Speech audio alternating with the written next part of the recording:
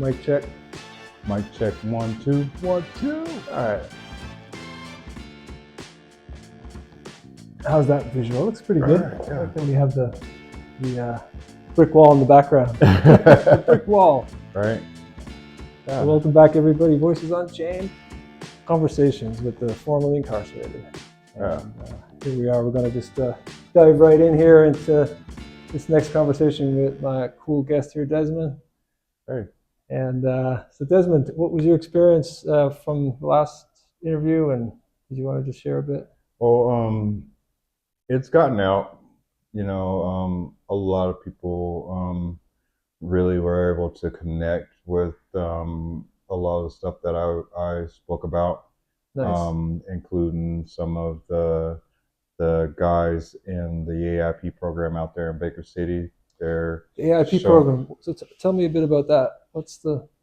Well, that's where the AIPP program is where I really got to go in depth with my trauma, working with Miss Debbie Kellogg and Heather Phillips and all the other amazing ladies up there that just kind of, they all had their different style and they just kind of met me where I was at and were able to come at me in a few different directions that eventually I feel worked for me.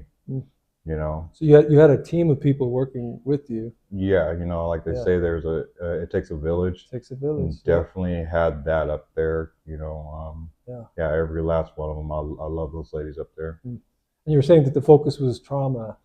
Yeah, they managed to ask those open-ended questions and to keep me speaking and really focusing on the real stuff. None of the fake stuff that was like maybe going on in prison outside of those rooms or anything like that.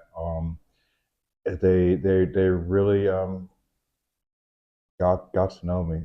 I mean, if they didn't do that, they wouldn't have had any clue how to help me fix myself. Yeah. And what did you notice from the work that they did on you? Like, what was the change that you saw in yourself after doing this program? Well, that's where I first started to trust, because I came in with the heart and the mindset of, teach me. My way got me here, and I don't want to live like this anymore. So they pretty much just they allowed me to be myself. They allowed me to be comfortable. Yeah. And so that's when that stuff came out. They were right there to catch me. Nice. So it made me feel secure. Yeah. But you went into it with a very open mind, a sense of curiosity, and that real sense of teach me what's. Yeah. Yeah. There was little steps like. And was it a therapy group, or what kind of a? No, it's the alternative incarceration program. Yeah.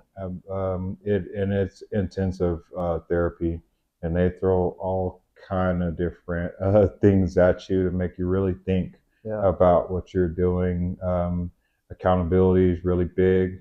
Accountability, like let's talk about that. So what was the accountability piece that you really got when they threw that one at you? Well, a lot of people, they tend to say, this person did that to me and that person did this to me. It was more about look at your part and what you did with that information and stuff afterwards. Yeah, it's like old counselor told me, if you know you have a mental illness, that doesn't give you an excuse to be an asshole. You know it's coming on, those different modes coming on. So you should educate yourself how to deal with that when you're in that mode.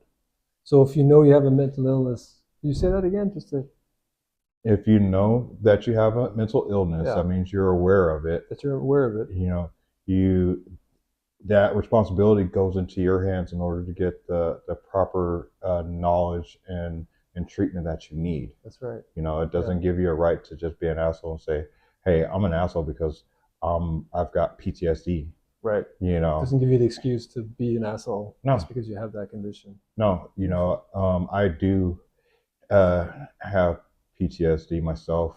Yeah. I've been through a lot of stuff, and um, I was able to be comfortable enough with them to let them know that when I'm like this is what's going on, and so they made my surroundings safe for me to experience that, Mm. and then they walked me through it. Mm.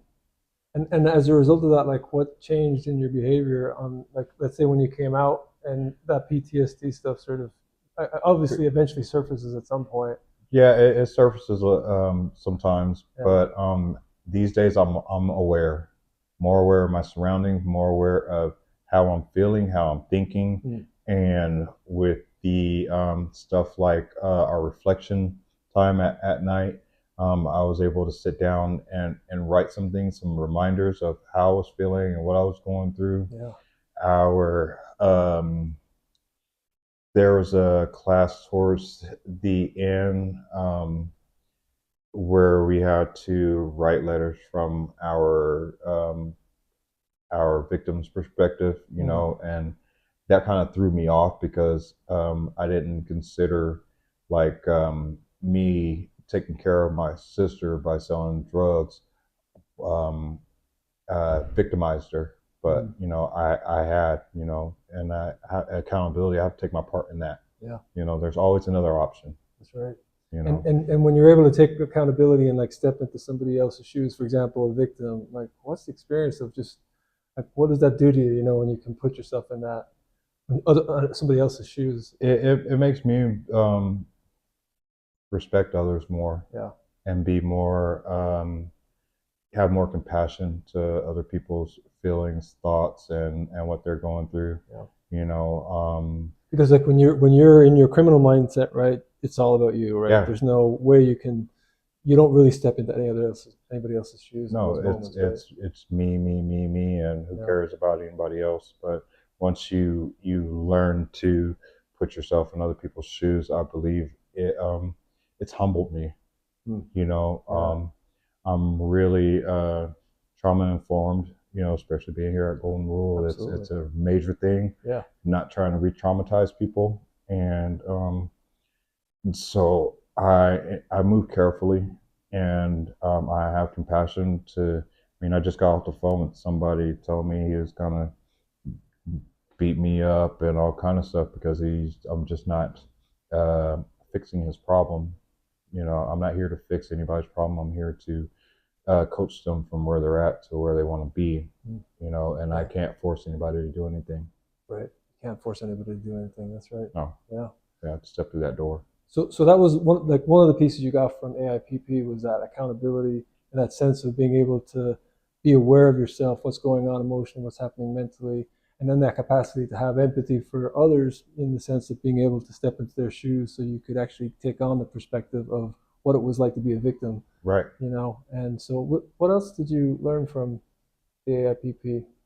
Well, I learned that people show love in different ways. Mm. You know, uh, Miss Phillips, she is a really strong lady, and she she can look at you and you'll know if she's mad at you or whatever, but she's like one of the people up there that I paid close attention to because I knew that she had this heart about her, and if she was mad, it was more of her being frustrated because she sees something bigger in you. Mm. you know Yeah. um my counselor, Miss Debbie Kellogg, she that lady, she looks like a sweet little lady that should be baking cookies somewhere, knitting and stuff, but she has a different way about her. But don't let her kindness fool you because she has a plan for you as well. And Beautiful. like with me, she saw something in me that I didn't see myself, and she both those two ladies teamed up on me all the time and managed to helped me through some really tough stuff, and they built that courage in me, or revealed to me that I was strong enough and was able to do so. That's You know, beautiful. Yeah. so that was really big for me, and it gave me the courage once I stepped out of there to get to where I'm at today. So is that ability to be able to show you love in different ways in there, huh? Yeah, So you had that different people kind love, of that strength. that strength. You Yeah. know, it's okay to cry. Um, you know, when you're just hurting and I didn't think that nobody understood. Those two ladies, including that whole staff, they understood, and Yeah. they caught me. You know, Yeah. gave me tools like uh, distraction. You know, coloring. You know, just simple as sitting down and coloring a picture or something like that. You know, was So when you get triggered by something, that's a good strategy for you to kind of just get yourself back to a resourceful state. Is yeah. yeah. If I'm really um, over the top, like as far as like say like when my brother passed, I just you know was hurting so bad. Um, that the coloring part, um, which the coloring part of it took me out of that for a second. It gave me my brain a few minutes to let go of that and come back to it later. Sometimes you have to step away Kind of reset. and reset. Yeah. Wow. So that's a very useful technique that you learned in there It is. to be able a distraction technique, but also a way to kind of come back to something resourceful inside that you can sort of rest in, huh? Yeah, because Yeah. you can't let stuff just um, be out there and just leave it out there for it to fester. You have to eventually deal with it, and Yeah. that was a problem for me before. I wouldn't deal with stuff, you know, Right. and let it go on for years and years and years, and it didn't do nothing but eat me up. And you know, nowadays I don't do that. Yeah. You know, if I notice a problem, a trigger or anything like that, and I see it nowadays because I practice it daily. Yeah. I'll sit back and figure it out. Yeah. If that's journaling, reaching out, talking to a friend, you know, my sis Angela, she's wonderful. Um, when I'm able to talk to her, I feel like the world is lifted. Your You sister know, Angela, huh? yeah. Yeah. I call Miss Kellogg all the time. You know, Yeah. up at the AIP program, and you know she catches little stuff. I'll send pictures, and they're like, you know, what's up with the wife beater shirt and the tea stands, you Yeah. know. Um, they're still very the AIP program. They are so amazing that they just didn't kick me out and said forget you. You Yeah. know, we still keep in contact, and that's one of the things that's helped me stay grounded this 6 months I've been home. Wow. So you still have contact with them in there, and so they're a support for you even now Oh yeah, on the outside. yeah. Yeah. They're my family now. That's beautiful. You Yeah. know, this is And what we do. what else from the program did you get?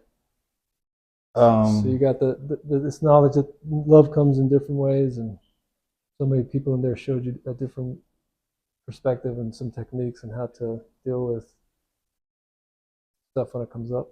well, I was able to develop the courage to step out and do what I needed to do for myself. Um, Came out with a very clear picture of what I wanted to do. You notice that most people, if they're talking a lot about something, then they're probably not going to do it. I wasn't one of those guys. Yeah.